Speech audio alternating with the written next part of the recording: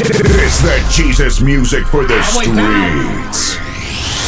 You are officially tapped into King Legend Talks Artist of the Week. I don't see the scripture in the Bible. Where you get it from? You Christian to the Bible, getting taught and you ain't with it, huh? You say God is love, so that's why you don't wanna with it, huh? When I try to show you that he's rap, you try to switch it, huh? Don't compare me to these Christian rappers, they use God for clout. Every song they rap about they cause they rap about they house. Then they say it's all because of God and he gon' take account. They call out everything but sin. Oh, you so devout. But the remnant coming to these demons, they can get to running. All these labels push demonic music like it's fixed or something. I know why they mad, I broke the code like it's glitch or something. Tell me how you gon' reject the blood, you must be crip or something. They loud till it's about the LGBT, then they get so quiet. Meanwhile they sexualizing all kids, it's time to start a riot. You say you pick God over the world, but you ain't acting like it. We already know Yeshua won, I don't need a psychic. Yeah, the remnant coming. You know the remnant coming. Let's go. Welcome to King Legend Talks. We got the one and only Bryson Gray in the building. How you feeling? What up, bro? Hey, just to let you know, IG banned me from going live, so if I get kicked out, I'll be back from my backup page. All right, that sounds good. I understand how that goes. We get banned all day, every day. Yeah, you know. Speaking of banned, we got cancel culture going crazy right now. What is going on? Okay, so I mean, which thing you talk about? I get canceled. Let's talk about the most recent within the last 24 hours. Okay, so you talking about the show they removed me from? Yes. Yeah. So I was scheduled to perform at an event, the Lee County GOP event. And it was supposed to be Trump, DeSantis, Roger Stone, me, Forgiato. Like, it was supposed to be a lot of people there. And it's crazy you say you asked about this because I just found out new information. You know what I'm saying? I just found out new information about it like less than an hour ago. Okay, but, exclusive. Yeah, it's exclusive. So, you know, so me and Forgiato Blow was the one talking to the dude. So Forgiato called me yesterday. He was like, you know, tell the always Trumpers that, you know, they got it. Tell my people they got it. I was like, what you mean? He was like, they removed us from the show because it was too much backlash. And I was like, for real? And then he was like, yeah. He said like hundreds and hundreds of people were calling him, telling him to remove me from the show. He saw all the tweets. It was like a lot of tweets. Then the dude on the phone, so I talked to the dude later because he wanted to talk to me. And he tried to make it seem like the phone calls and the backlash wasn't the main reason for me being removed. He went through this long, elaborate plan, but he even said that people was driving to the office telling him to remove me from the joint. And then it's funny because you got a lot of Trump supporters like, it wasn't Trump supporters, it was liberals posing as Trump supporters. And it's like, bro, think about that logically in your brain real quick. They are calling them saying remove Bryson because he criticizes Trump. Because they claim I talk bad about Trump. Why would a liberal do that? Right. You know what I'm saying? And then people were bragging about it on Twitter, so we know it wasn't liberals. But what's funny is, right, I had sort of took his word for it. I was like, maybe it did only play a minor role, and maybe something else happened also. So I did somebody else show last night, and I was like, you know what I'm saying? Don't get mad at them because it could be something different. You know what I'm saying? Right.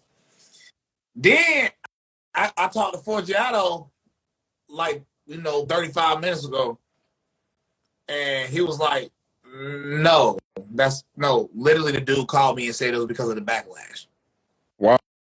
So this backlash right here, man, I feel like we living in a society where you can't have a voice, you can't have an opinion. Either you're all in or you're not. And that's kind of the society we live in.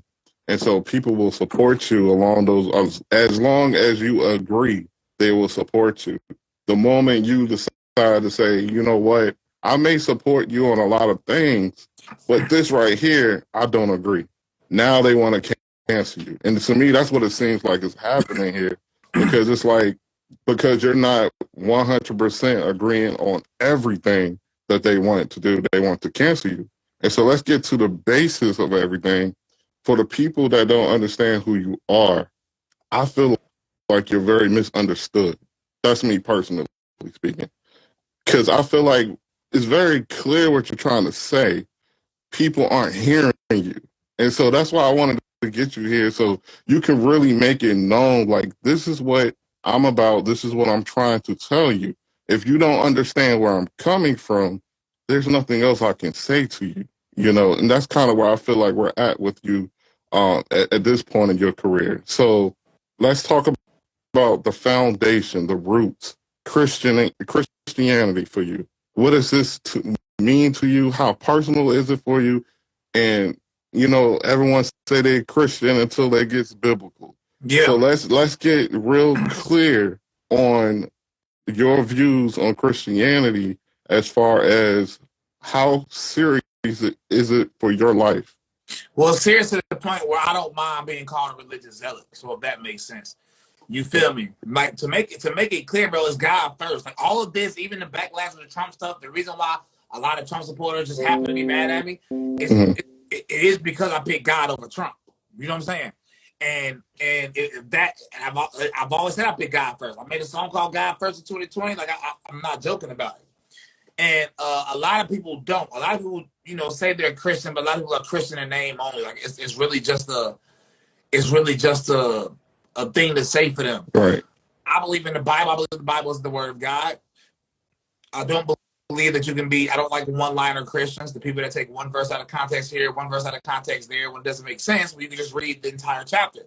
So I study the scriptures, and you start realizing the Bible is really a simple book. Some things like the book of Revelation, certain things in the book of Revelation can be interpreted multiple different ways, because it's a prophecy. Or Daniel 7, or not Matthew 24. You can't interpret that a different way. But like Daniel 7, a few things, parts of Isaiah. You know, when you get to the prophecies, we can talk about interpretations. But outside of that, the Bible ain't that complicated like people be trying to make it. Right. It says something. We make it complicated because we want to add, like, a lot of us grew up within a certain theology. You know what I'm saying? In a certain denomination. Correct. So you automatically read the Bible to fit your denomination or to fit your view, you know what I'm saying, of what's happening. I don't do that. The Bible say what it say. It says it right there. The context is right there. Is it in context? Chapter, verse, context. And that's what I base my life on, period, point blank. And that makes perfect sense. You know, I know for a fact a lot of people, they'll read a verse, and it's for a lot of Christians, it's almost like a weapon to use against other brothers and sisters in Christ. Yeah. And it's like the only time you care about remembering the scripture is when you can use it to attack somebody. And then that's what happens, where you don't understand the full context. And that's why scriptures get taken out of context so frequently. Because like you said, when you read the entire context, it does explain whatever the question is. So when people try to put their belief system on the Bible instead of allowing the Bible to mold their belief system, that's why we have these issues and all these different denominations, different churches, and all these different ideas. So I definitely get you on that 100%. And I wanted you to explain that, because there's a lot of people that always attack you, and as far as what are your views and what are your perspective. I don't see the flaw in reading the Bible that way. I mean, literally, you're reading it with the full context. That's it. And I've noticed that when you have interviews and you get into these disputes with other people, it seems like they try to go past the context as if that is secondary. And then the primary is whatever verse they're trying to quote at you. So I've noticed that happen a lot in your interviews. And it's just, to me, I sit back and I watch and I'm like, oh, how do you not understand it? So I understand where you're coming from when it comes to that. Now, dealing with cancel culture, for the people that don't know you, first of all, let's get to the roots. Okay, Bryson Gray, who are you as far as the music goes? How did you start? Just the general things, you know, you can go through rather quickly, because I do know people can probably find this in another interview. So born and raised High Point, North Carolina. I've literally been making music since I've existed. I was very popular in my hometown of North Carolina. I've had like top songs on the radio in North Carolina. I've dealt with many labels. I was one of like the first people outside the West Coast signed to Empire Distribution. When I used to make secular music, I literally switched genres, made idiot music, and started going viral there. But this was all degenerate, worldly, demonic music. And then, and what was funny is towards the end, when I was making this music, in my mind, I was a Christian. Like I tell you all the time, I tell you this all the time, when I became celibate, I thought there was nothing anybody could tell me. When I became celibate, bro, I say I'm the best Christian alive. Nobody can talk with me at this point. You know what I'm saying? Right. It's it's over with. But then you doing so much other stuff because that arrogance, because everybody I was around was worse than me. And that's a sort of dangerous place to be for a Christian. Because you feel like you're doing a better job with your faith than people around you, but the people around you are all worldly, you're not really doing nothing. You know what I'm saying? So that's a dangerous place to be for a Christian. But yeah, man, I've been making music forever. I was on 106 in Park when I was in high school. I had songs and movies when I was in high school. Like the whole night I performed with so many top artists is crazy. So, you know. Right. So you started off in the music business and you were secular. What made you switch over to being the person you are now with your music? Just not wanting to be a hypocrite. Because, you know, Matthew 7, one of the most out of context verses in history by modern Christians. Matthew 7 is not telling you not to judge, it's telling you how to judge. So it's telling you you can't judge as a hypocrite. Right. So so when you read stuff like that, you like, okay, I gotta really change. You really gotta change your life. Like it can't just be this one thing and you good. You gotta change your life. So I stopped getting drunk. I stopped listening to secular music. And that was all years I've been celibate for probably like over 10 years. And then I haven't listened to secular rap since like 2020. I ain't used profanity since 2020. You know, things like that. So I really, you know, you just can't be a hypocrite. Cause I used to be a Bible thumper, bro. I'm still a Bible thumper, but I used to be a Bible thumper that'd curse at you in Bible thump. I got you. Like, you feel me? I used to be like, you better read this scripture, boy, for you. Now, this could actually help a lot of people out. What made you want to change that? Because there's a lot of Christians who wear the title Christian anyway. I hope everyone understands that when I say Christians, take it with a grain of salt because not everyone is a Christian because they say they're a Christian. But I'm just putting that out there. So there's a lot of people who call themselves Christians that still do a lot of these things as far as cursing. And they don't even feel like they have to change. They feel like it's just the way that they express themselves. I've heard it in the music, all of that. What was it about you, other than not wanting to be a hypocrite, that really pointed it out to you? Like, man, this is not what God wants me to do. So, as far as the profane language, I used to make up excuses for it. And the excuses were, you know, I was actually not bad at debating it because, you know, when you think about profanity, the way we use profanity now, you can't really find it in the Bible to say I can't use these words. You know what I'm saying? Right. But I started thinking, like, I don't know, like, man, you probably grew up similar. Like, I still don't use, like, even when I was cursing as an adult, I did not use profanity in front of my parents. Yeah, there's a respect thing. Out of respect. Yeah. You know what I'm saying? If I was dealing with a girl in her parents' house, I'm not using profanity. Right. Out of respect. So I feel like deep down we know it's wrong. You know what I'm saying? I think deep down we know using profane language is wrong. We make up excuses on why we use it because humans are selfish and people don't like, you know what I'm saying, changing themselves for something bigger than themselves. So when I thought about it like that, it's like, dang, I can do this for my parents, I can do this for other people, but I can't do it for God. You know what I'm saying?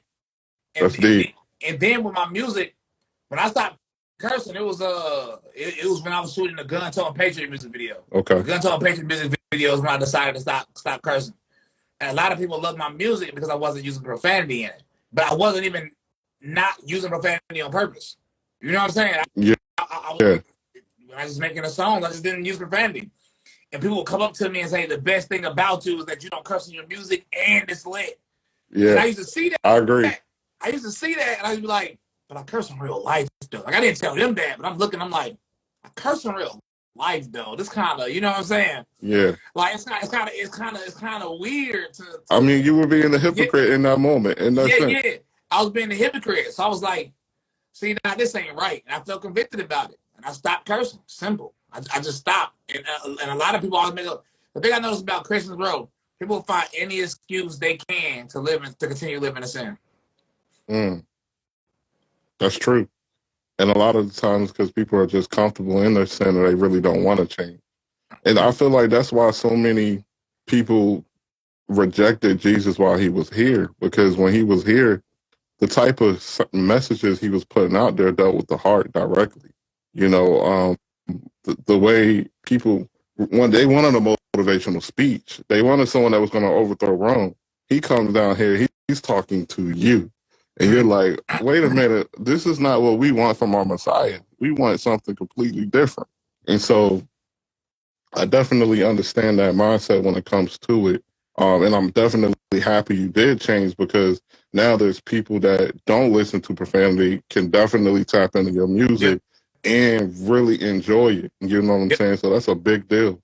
Now, as far as the things that you're focused on right now, goals wise, what do you feel like God is calling you to do with your life right now? Multiple things. And one of them might sound outlandish, but it's going to be for real. But I'm going to say that for the second one. I think God is opening my eyes even more now, right?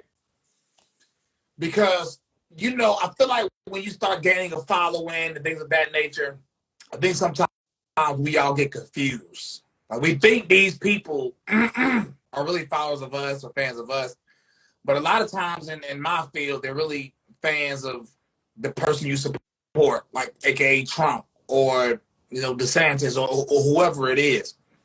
So as soon as you criticize that person one time, they don't care about your values. They don't care that you've been very consistent in what you've been saying, because they feel like there's no use for you no more. You know what I'm saying? And what it's showing me, what I feel like God is showing me, is that these people don't pick God first. And I feel like, because the people that truly listen to my music and truly follow me, they know that it's about God.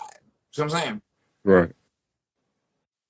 And the things I criticize Trump for is mainly from a biblical perspective. I mean, parts of that can be debated, like the vaccine. That can be debated on if I'm criticizing him on that aspect from a biblical perspective. But as far as like his support for the LGBT or him blaming pro-lifers, saying we should soften up our message on abortion, you know, things of that nature literally, you know, should be criticized by a Christian, of course. Right. Because anybody look at my history, I've called out every Democrat you can name for the same things. I've called out people like Lecrae. Like, you know what I'm saying? Like, what would it say about me if I could say something about Lecrae, but I let Trump slide on it? Exactly. That will make you a hypocrite. Yes. Like, who am I if I do that? You know what I'm saying? So with me, it's all about, like, I'm willing to accept I'm willing to accept whatever come with, it's, you know, me putting God first, because that's part of the game. Right. And once you do it, you know, me and like Tyson James talk all the time. When you truly start putting God first, bro, you start realizing how worldly people truly are. You start realizing how quick they call you all the names. You know what I'm saying? Like, oh, you a zealot, and I say thank you. Yes, I am. But you know what I'm saying? But they'll call you all the type of names after that, man. It's quite interesting. Now, what I've noticed, and I don't know, maybe it was just during the pandemic, but ever since the pandemic happened, it's like we went fast forward to everything that was wrong. It's like they put their foot on the gas and just went full throttle, and it has not stopped, slowed down, hit the brakes or nothing ever since. And one of the things I've noticed was the media. It really changed the public perspective real quick. It started getting involved in a way where it was filtering information, because I understand that they knew they had the trust of the people. A lot of people trusted the media because when it first originally started, it was for the people. Somewhere down the line, the media got lost and it became for the government. You see the difference between that mentality. It started off for the people, and now it got the trust, and now it's for the government and politics. The reason I know that to be true is because every media outlet, regardless of what network, they all sound the same. Yep. It's almost brainwashing you to believe something. And so I saw that originally bigger, like as far as obvious as possible, I should say, when it came to the election between Biden and Trump. And what I noticed was, and this is me being non-biased, by the way, because I didn't vote for either, but this is me being non-biased. I noticed that every time you heard something about Trump, it was negative. I noticed that every time you heard something about Biden, it was positive. Or if there was something bad about it, you didn't hear about it. They hushed it, swept it under the rug. And it doesn't take a rocket scientist to understand that they're controlling the narrative. That's why a lot of people and their opinions, they're drawn with emotions. So the media plays on your emotions on every topic, every layer. Whenever they report a story, they pick the craziest headlines because they want the one that's going to tug at your heart the most. So you don't even care about what happens in court. You just care about what happens when the headline first comes out. You know, it's like just clickbait. And that's what the media does.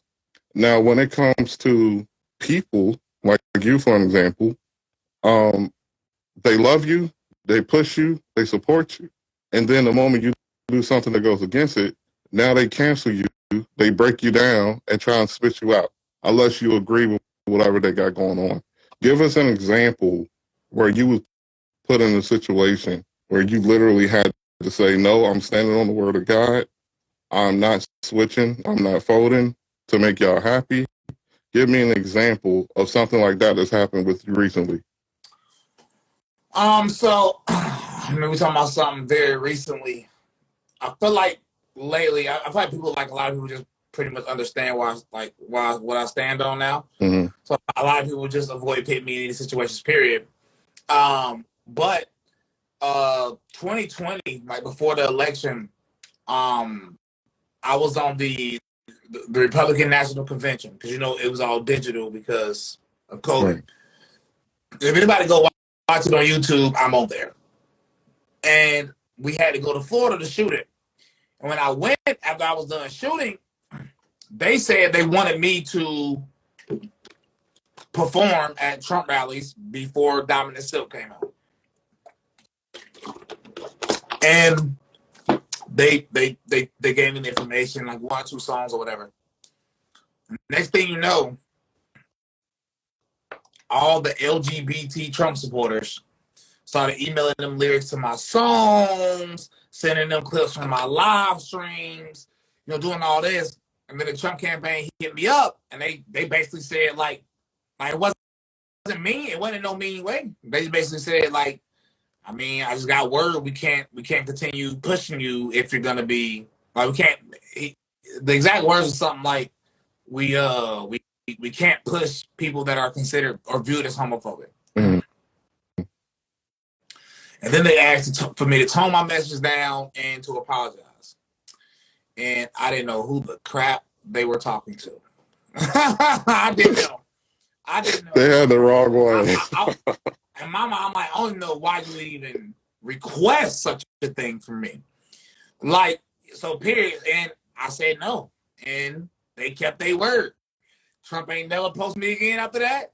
I ain't never get propped up. I ain't never got invited to no more events after that. You know what I'm saying? And I mean, they stood on what they wanted to do for real. Right. You know what I'm saying? So, and I accepted that. Mm-hmm. Because I mean, it is what it is. Or I mean, or even right now, bro. Like, the thing that'd be better for me would be, I don't even have to lie about my views for real. I can just keep my views quiet, keep them to myself. Mm-hmm. You know what I'm saying? And just act like I support every single thing Trump says and make a few Trump 2024 bops You know what I'm saying? Right. And get one and go viral on TikTok. Like, it ain't hard to grift. You see what I'm saying? Yeah. So it's me making a conscious decision. Like, am I willing to compromise my faith for?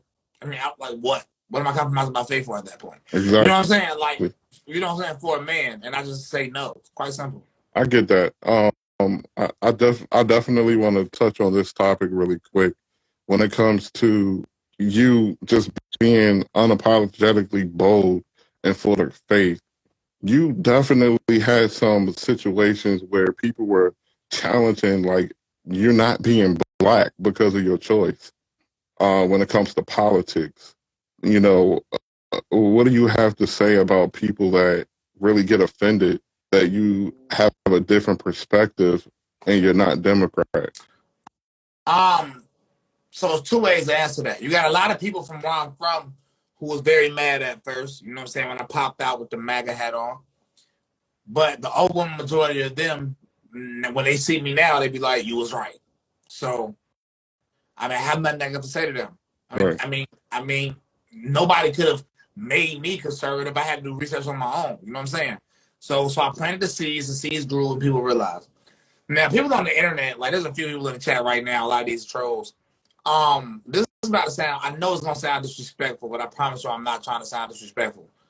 A lot of people on the internet a lot of people on the internet that make this claim that I'm not really black and stuff like that is usually black folk who was probably bullied growing up in the black community. Like, they probably weren't even accepted in the black community. So what they're doing now, they're trying to overcompensate on social media because they're older now. When sometimes when you get older, you can reinvent your entire identity. You know what I'm saying?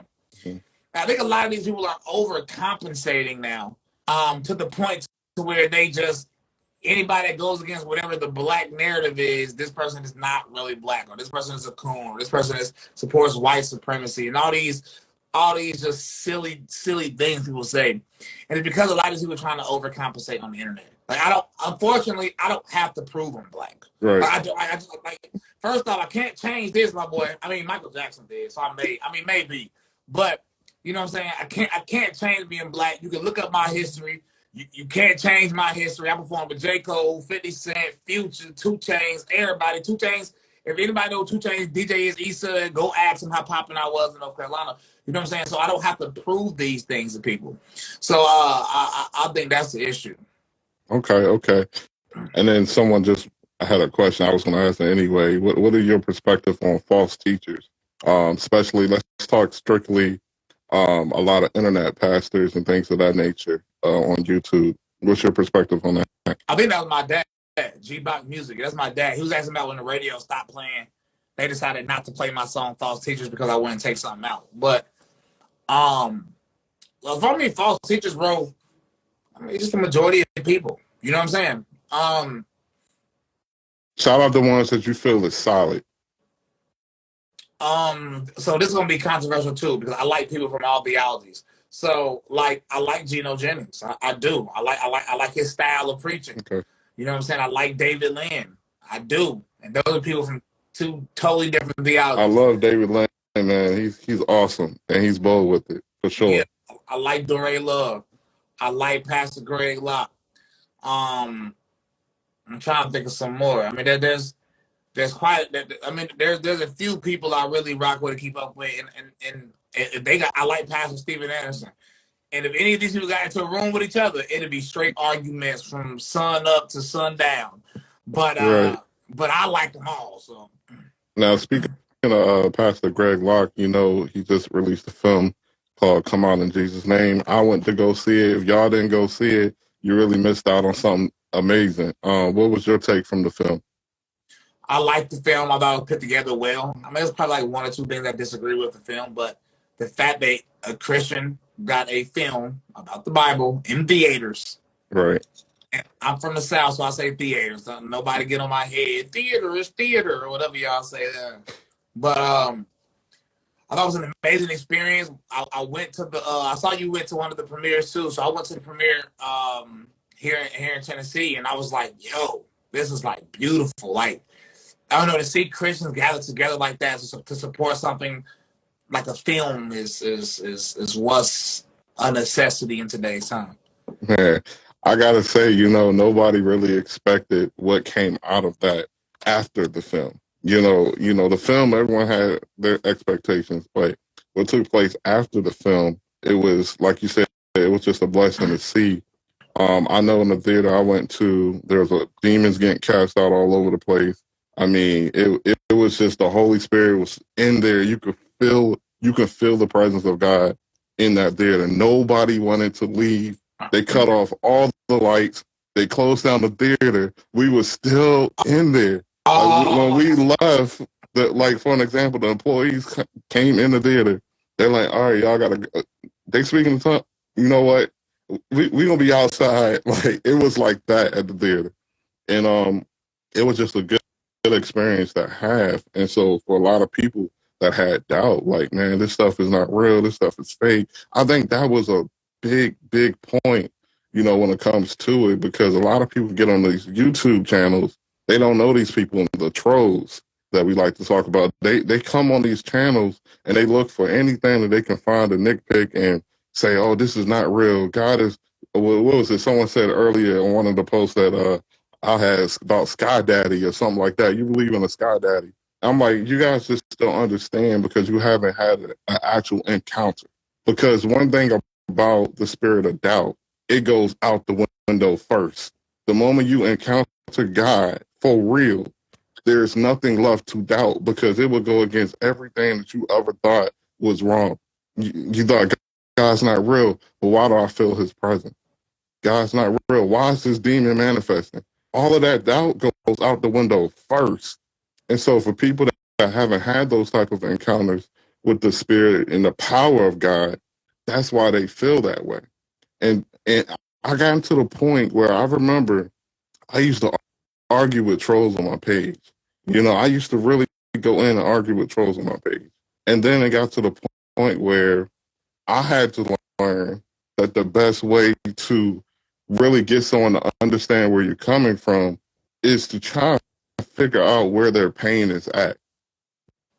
Because 90% of people who troll are dealing with pain or some kind of traumatic experience that they had dealing with God that they blame him for something. And so what I learned is that while these people are trolling, they're really in pain. They're really hurting. And so we can respond with that same attitude back. And that's not going to do anything for them but fuel the fire. But in order to get them in a place of understanding, you have to get them to a level where they're ready to receive what you're talking about. And so that's what I had to learn with dealing with trolls, because you can argue with these people all day, all night, and get nowhere. But the moment you like, hey, listen, what's going on for real? And you can get them to a level where they're able to really express why I don't believe, the real reason why I don't believe, then you can develop a dialogue with this person to help them understand. Maybe you misinterpret that. Whatever you were dealing with, let me show you another reason why this could have happened. But you can't even get in that conversation if you're busy fighting trolls. And so that was a lesson that I learned, and I will credit this to Facebook jail. Yeah. They took my Facebook January 26th, and I just got it back at the end of February. So I put that up there on Facebook jail. I learned from that part because I was arguing with some trolls. It was actually Pastor Greg Locke had commented on one of my posts, and all his haters came running. I'm talking, it was crazy how many trolls. And I actually learned something new, is that there's this page on Facebook called We Troll on Christians. And they're literally a group that share Christian posts, and they just get up there and send all their followers to the page to flag it, report it, restrict it. I learned that recently too. Yeah, I mean, when I'm gonna be honest, bro, when you talk about the word of God on your accounts, trolls gonna come. Like, you see, my trolls came instantly as soon as I loaded it up. There's no platform I can go to where trolls pop out. And exactly. I mean, it's just part of the game. And a lot of times in the comment sections, I don't respond to them. If I'm super bored, I'll bring them on my live stream, let them talk junk about me for a while. Cause sometimes, bro, I realize about these trolls, bro, to be honest with you, sometimes like they just want attention. You know Right. what I'm saying? And sometimes like these people in the chat, they act like they hate me. They act this is an act. Mm-hmm. This is an act. Because I know it's an act. Because if I invite them on my page and talk to them so normal, they'll talk to me normal back. You know what I'm saying? And then they love when I let them talk about me. Like I would literally sit on live stream and let someone talk about me. And I'll sit there smiling, laughing, trying to you know, give them more stuff to talk about. And they do it. They know I'm letting them do it on purpose. And they do it anyway because they can't help themselves. So sometimes I just give them some of the attention they want, you know. I'm laughing because we got trolls in here and we're exposing them for trolling. Yeah. They know it's true though. They know It is so true. It's so true. Like the dude Corey, he knows it's true, bro. Me and Corey had a conversation about God, and he pretty much low key. I got him to admit, I got him to concede. You know, sometimes you got to go with the minimum at first to continue. I got him to concede the fact that there has to be a designer, like something like humanity, Earth can't just come from randomness and nothingness. It has to be designed, and I got him to admit that much. You know what I'm saying? Right. And this is what I always say to people. Look at your cell phone. How many features your phones have? It can do a lot of things. We're speaking live right now. You can text, you can call, you know, you can get on your GPS. You can do a lot of things.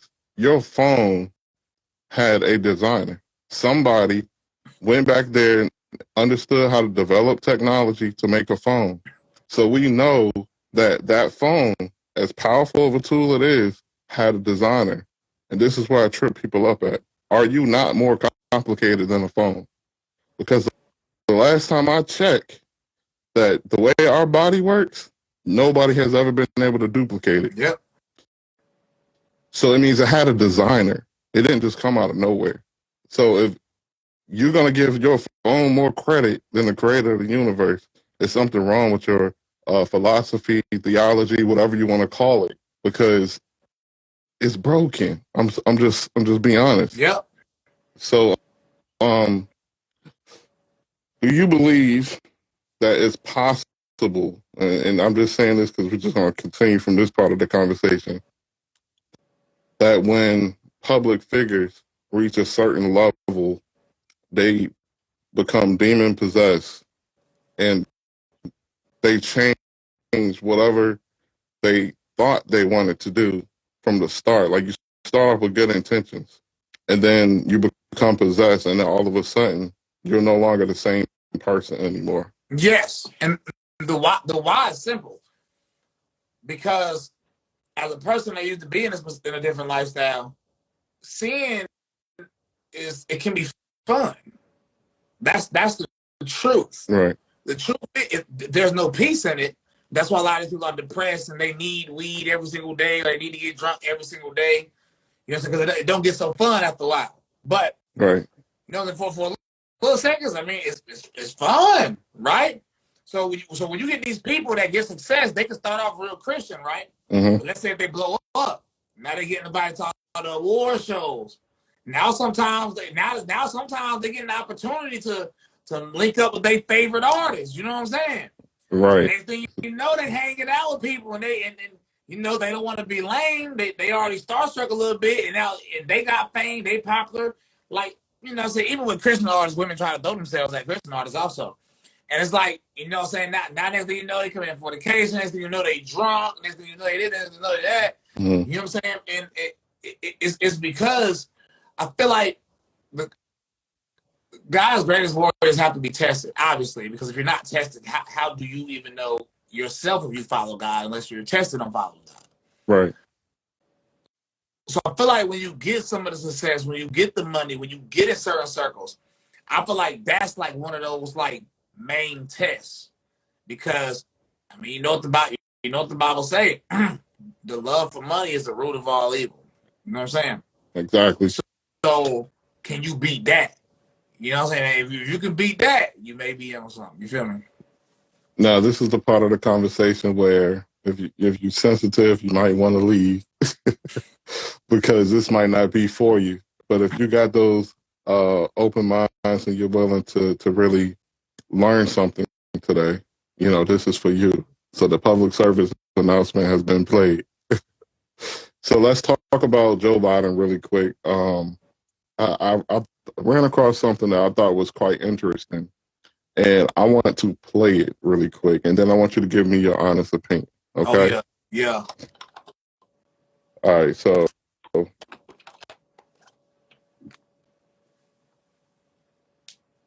I really want you to pay attention to the sound of his voice. World's going to Hades in a handbasket. We are desperately concerned about the circumstance relating to avian flu. We don't have enough vaccines. We don't have enough police officers. And we're going to debate the next 3 weeks, I'm told, gay marriage, a flag amendment, and God only knows what else.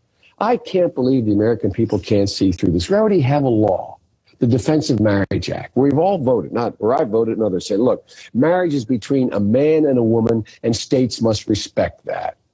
Nobody's violated that law. There's been no challenge to that law. Why do we need a constitutional amendment? Marriage is between a man and a woman. What's the game going on here? Base Biden, clap it up. Obviously, that was from years ago, but, because I don't know if people know this, but once upon a time, most normal people knew marriage was only between a man and a woman. Most normal people only knew. That's true, man. And I think that was so funny. He said base Biden because there was a distinct difference between that person than the one we have now. And I'm so happy you were able to pick that was way before. What year? Right? What year was it? Somebody said 2007. I think it was before that. I think that was like 90s. Possibly. I don't want the fact checkers to come up here and get me, but possibly.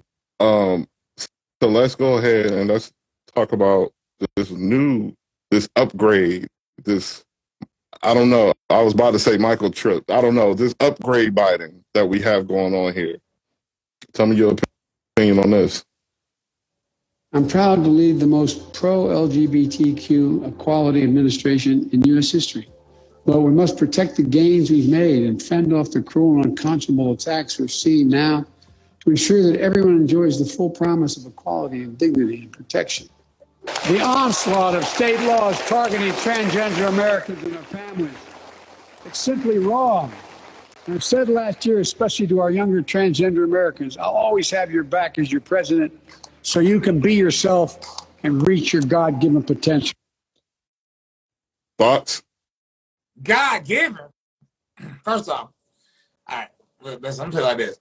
When Joe Biden says something like be yourself, they're not being themselves. Because they're themselves, then they wouldn't be transgender. That's just first common sense logic. Think about it. It's very simple. Right? Somebody said it was from 2006. Okay, so it was later than the 90s. Okay. But so obviously they're not themselves. Secondly, he said God-given potential. Deuteronomy 22:5, clear cut, lays out something very specific. A man dressed like a woman or a woman dressed like a man is an abomination to God. Very simple, very clear cut. Like, this is one of those verses where, like, you can go to the context if you want to, but the context just gives you more things, more rules.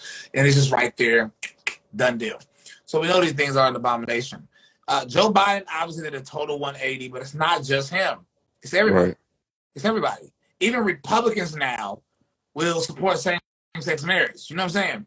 So it's like Joe Biden, Barack Obama, all these people all support traditional marriage because it's common sense. It's common sense. These new people, this is an agenda. It's all about you gotta follow the money. And I think that's so important because I'm like, for me, I'm thinking about the difference in the sound of his voice. I mean, I understand people age. I understand people go through things, but your whole voice and your demeanor and everything about you changed. It sounded so manipulated. And then it made me think about a post that Will Smith had made. I forgot what year it was, but he pretty much, and here's a quick summary. He said everything is fake that you see on social media. Everything is fake. And it was a video of him, and he's like a CGI, animated face. And he said, this is not even what I look like. This is me from like years ago. And then as the video was playing, he was literally exposing all the fake stuff that your eyes were tricked to believe was real. What makes us think that that kind of technology doesn't take place in our government when it comes to these public figures and who is really controlling the narrative?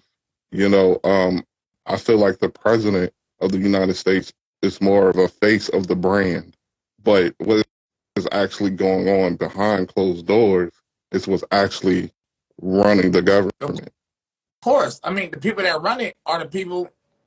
Perfect example. Let's talk Big Pharma. Mm-hmm. Y'all think Big Pharma, y'all think the government has more sway over Big Pharma than Big Pharma has on the government? No.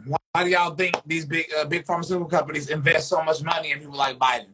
And I mean, what I'm about to say is a fact. The person that got the second most money from Big Pharma was Trump. I mean, why do y'all think they do? Why do y'all think they do these things? Why do y'all think the big tech companies? If you look at the big tech companies where they give their money, they donate to both sides of the aisle. Mm-hmm. You look up the names behind the parties. They always have donors that have been funding Republican candidates and funding Democratic candidates for years. So these people are just faces. That's why they switch up their values. You know what I'm saying? Every 6 years. And now I want to talk about just exposing a couple of things. I do remember you had an interview. I can't remember who was interviewing you, but they cut it short. And y'all was talking about Kanye West, and you were giving your opinion on the situation that took place. Well, right now, I'm going to give you the platform. You don't have to get cut off. This is completely your perspective on that entire situation, even now when it comes to him being kind of quiet when it comes to the media. Just in general, how did you process that entire situation with him?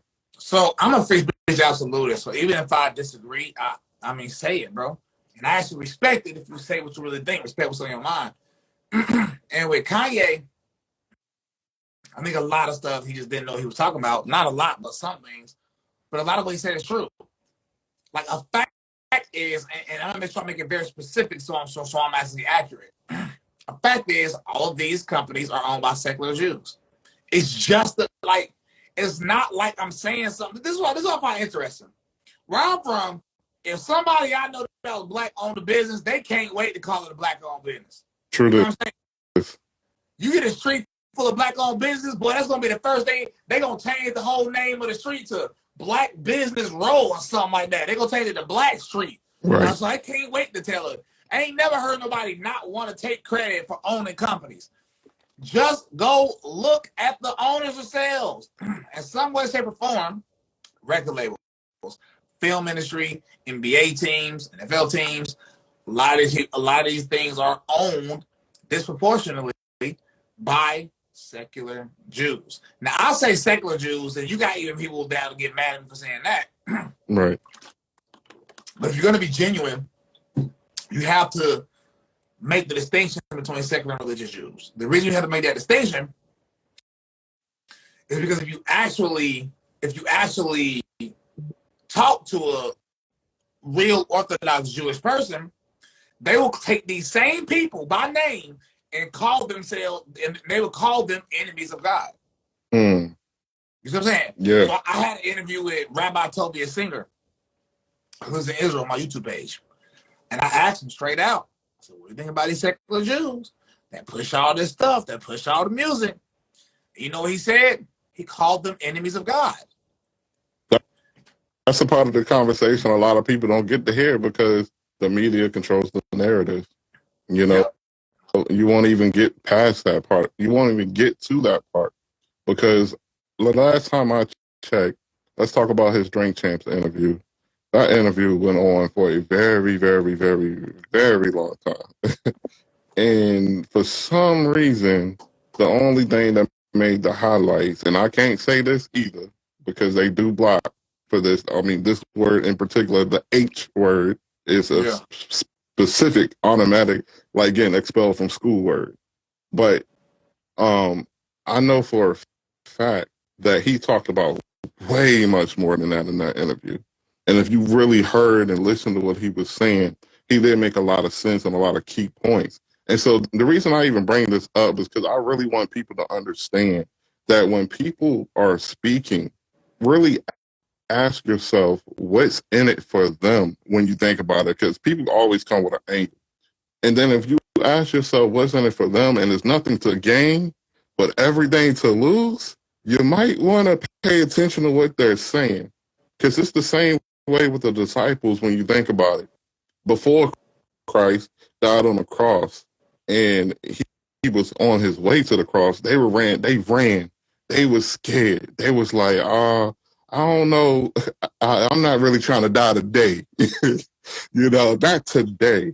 But after he died on the cross, rose from the grave, 3 days later, went and visited them, something changed.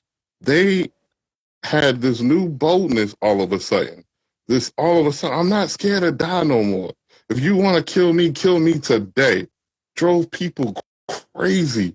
They wanted to execute and kill anybody that would reminded them of Jesus Christ. So what was it about that change that made them so, I don't care if I die today? There had to be some form of truth there. And so I say that for people to really apply that to a lot of the conversations that take place in the media, because when someone is really throwing their entire career away, there is some truth to what they're saying. And all you have to do is ask yourself, where is the lie? That's what I tell people all the time. Even with myself, call me whatever you want. Where did I say a lie, though? Because people try to throw these terms around, even with Kanye. Like when Kanye said what he said, I watched a lot of people turn against him and say he's a grifter. And my mom thinking like, bro, a grifter is somebody who's trying to bamboozle you for money. Right. Everything Kanye did lost him stuff. And he knew there was a potential that he was going to lose stuff. How on earth is it grifting to know you're going to lose something if you stand by what you believe to be the truth in that moment? And a lot of people get things confused because it's all emotional, bro. A lot of people are too reactionary, bro. If you're solely reactionary, it's inherently emotional. Right. But if you sit and listen to what a person say, I'm going to tell you another thing. Kanye's Alex Jones interview, if people just take a chill pill, eat a moon pie, drink a 7-Up. He took us back to the moon pie, y'all. I got to go put one in the microwave. I used to like those warm. I took that from some TikTok thing. But, yeah, if everybody just chill and watch Kanye interview with Alex Jones, he did something most are afraid to do. He confessed his sins in front of everybody. Mm-hmm. He said, I admit I'm addicted to porn. I admit I was watching porn during my marriage. I admit that I'm part of the reason my marriage failed. I admit that I need to stop using profanity. I admit that I need to stop having sex. He said these things to everybody, in front of everybody, confess his sins. Proverbs 28:13 tells you what repentance is. Mm-hmm. Repentance is to confess and forsake your sins. So I watched him confess some sins in front of everybody, but he got overlooked because of the Hitler comments. And I just think that's such a shame, man. Right. And that's so true, man, because I feel like, and this is strictly for people that are Christian, and I mean really Christian, you have to give people the same amount of grace that God gave you while you were learning. So when people look at Kanye West and they judging him by his fruit, so to speak, yeah, he has a lot of bad fruit if you're keeping it to that standard. But the last time I checked, when you confess your sins and you repent and you mean that in your heart that Jesus Christ is Lord, he washes your sins away. Now, that doesn't mean you continue to sin. I'm not saying that. What I'm saying is you have to grow. So when someone used this analogy yesterday, that when there's a apple tree and you put the seed in the ground, you don't wait until the tree produces apple to know it's an apple tree. But there's a process for that tree to grow from that seed to start bearing fruit. While he is in that process, you have to give him that grace to grow and learn things, because the last time I checked, I had to learn a lot. There was not I came to Jesus moment and then all of a sudden I knew it all. So there's always going to be a process where people have to learn, and we're learning as we go and being guided by the Holy Spirit. And so I want to say, while we're in these real spaces, people already had a life before Christ. Get what I'm saying? He already had a career and things that he was working on. Now he's in a position where he knows it's all wrong. I need to turn away from this sin. I need to repent. And that's what I saw him doing as well during that interview. But so many people were axing him off because of that H statement, taking everything he said out of context, that they wasn't able to really see the progress that he's trying to make. And so my personal perspective on that is we really need to do a better job with understanding that people are growing and that is a process. So I agree, but the only thing I will say is the process even has to bear fruit. And what I mean by that is it is a process. Like I said, I started off letting one thing go and thought I was the best thing smoking. Right. But as I read and learned that I couldn't justify these other things either, I changed when I knew I couldn't justify. So if you know and understand you're not supposed to be doing something, correct, then I need to see that happen. And my only issue with Ye is, after he made Jesus as King, I went to his concert in Miami. Mm-hmm. And I thought we were getting Christian Ye. I spent $2,500 on tickets. Front row.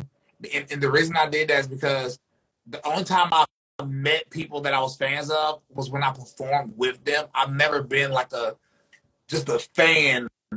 I've never just been a fan and bought tickets to a concert and just went to go see somebody I really like. I've never done that before. So this was the first time, and I was excited. Mm-hmm. So I said, I'm going all out. And we get there, and it starts off with Christian Ye. Even songs that had profanity, they were blanked out, and I was like getting excited. Next thing I know, though, he bring out Migo. They're talking about women, harlots, sex, money, drugs. Next thing I know, Playboy Cardi come out, who he is just purely demonic. Mm-hmm. Next thing you know, Marilyn Manson come out, and people didn't look it up. He's literally a Satanist. This man's not repenting at all. And I was so disappointed. I stopped watching the show. I stopped watching. This was before all these interviews and everything, but I had stopped watching because I was so disappointed. And I was like, I'm never going to another concert again in my life.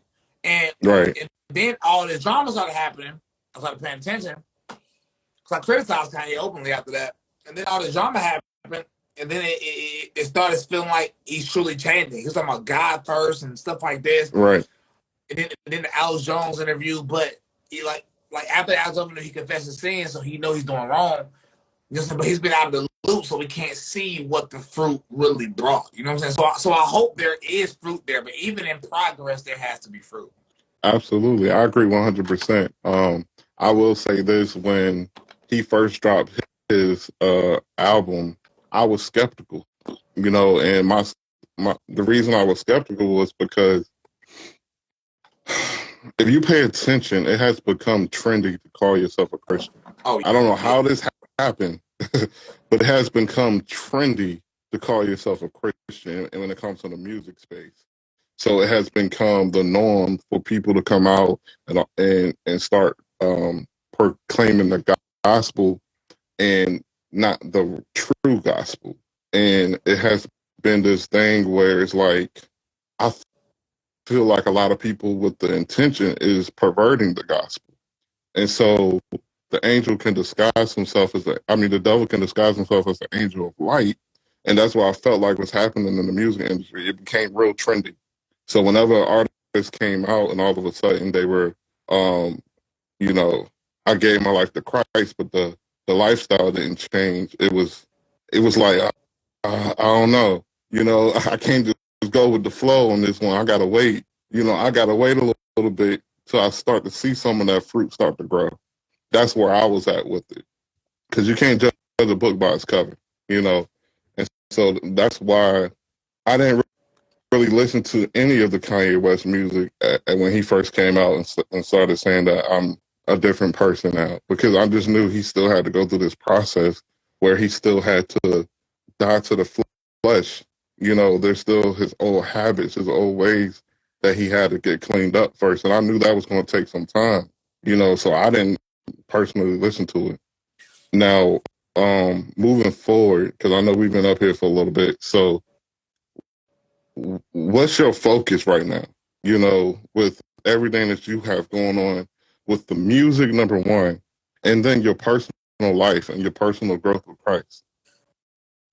So my goal is trying to change culture through God, which has always been my goal. But to do so, I realized that we got to play a different game than the game Satan playing. We can't play Satan's game and try to beat him. We got to play God's game.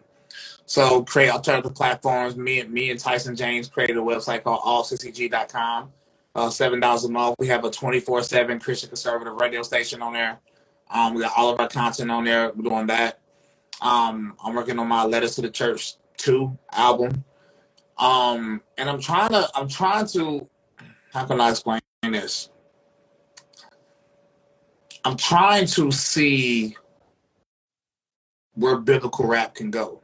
Because everybody thinks to be a Christian artist, you have to be like a soft Christian artist. But I thought there's a lot of like biblical artists coming up. Mm-hmm.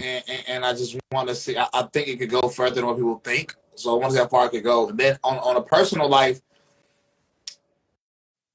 this is going to sound crazy. I told you it was going to sound crazy earlier, though. I feel like, I don't know what it is, but I feel like God is telling me to prepare for war. And I mean that spiritually, but also physically. It's very weird. So I started boxing training. I started shooting training. I got to go to a training thing for shooting Friday. I've been obsessed with chess lately, and people don't understand what that means. But chess is very like good for your brain. And I just feel like God is telling me to prepare for like a real war. Cause I thought I was prepared, right? I got a lot of guns. I got the Bible. I'm in the Bible a lot. I got bullets. But when you think it's not that simple. I'm a controversial guy. You know what I'm saying? Right.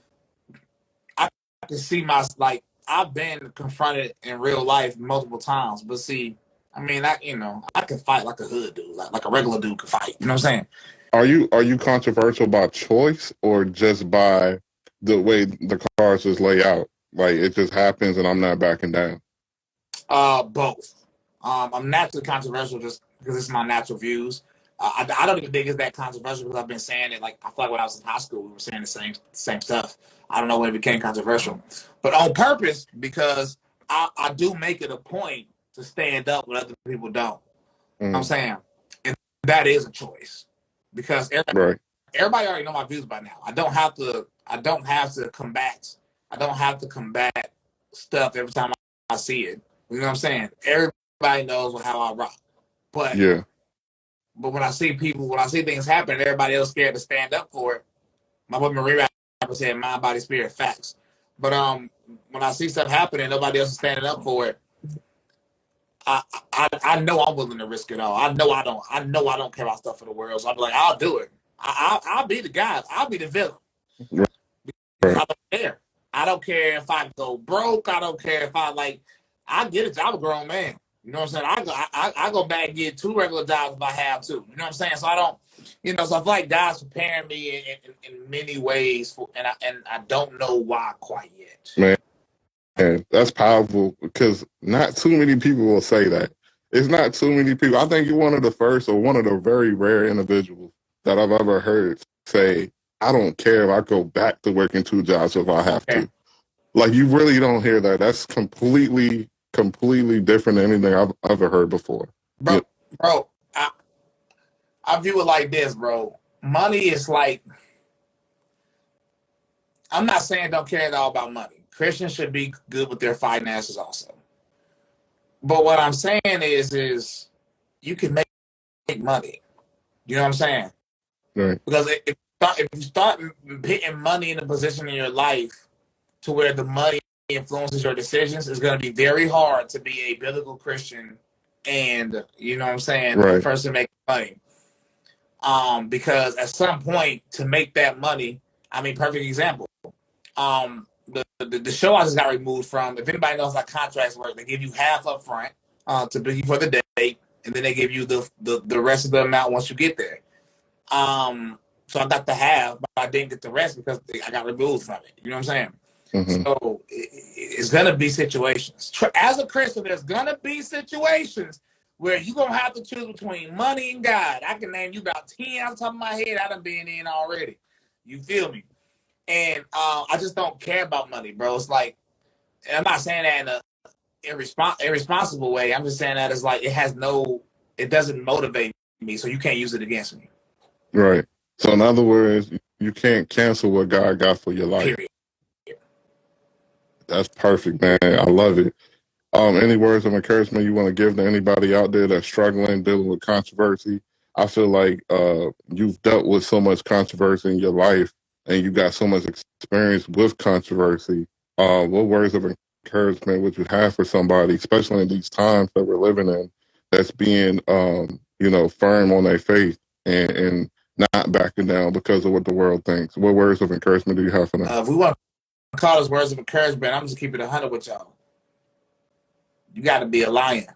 The Bible said, the wicked flee when no man pursues, but the righteous are as bold as lions. That's Proverbs 28:1. You can't be no punk and be a Christian. You can't be soft and be a Christian. You can't do that. Everybody got these excuses. Well, I got a job. I don't want to lose my job. I don't want to lose this. I don't want to lose that. Well, then Satan got you. I mean, you just need to sit on the sidelines then. Don't even portray yourself as a warrior.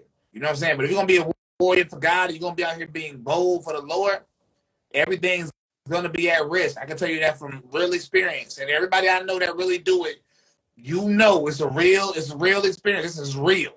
You know what I'm saying? So, my words of encouragement is don't be no punk. You don't be no punk. Be prepared because things will happen. You will get confronted in real life. You never know what's gonna happen. You will get boycotted. You might get fired from your job. Yeah. It's them streets real. for real. It's ain't real. talking about the hood streets. This them holy streets for real. So if you really want to do it, get up and do it. You hear me? Absolutely. I love it. I love it, man. Y'all, this is the one and only Bryson Gray. I appreciate you so much for coming through today. Yes, sir. It was a pleasure having you here on the platform. I would love to talk to you again in the future because I know God is going to do some amazing things in your life because he's looking for those warriors. He really is looking for those people that's not afraid to go in the enemy's camp and wage war in Jesus' name. So I appreciate you for being here. I appreciate your time. Everyone that's in here right now, God bless y'all. God keep y'all. And, put God first in your life, man. Make sure that he is the priority. He is the head of your household. He is the head of your life. He is the Lord of your life. And that's what's important. Don't lean on your own understanding. Lean on God's understanding. And let the Holy Spirit direct your path. And I'm going to leave y'all with that. Thank you again, man, for your time. Thank you, bro. Be a king and a legend, boy. That's a big one, huh? He ain't enough to just be a king. And you got the lion in the background, boy. You's a dangerous guy, man. You are put through the fire. The only thing that kept me going was I knew it was going to happen. I believed it was going to happen. So I used to print out that list and I would put my name at the top. I would white out the person on the top and I'd put my name. And I would print out that list and I'd keep it in my pocket for the next 4 months until one day the email that I got had my name at the top.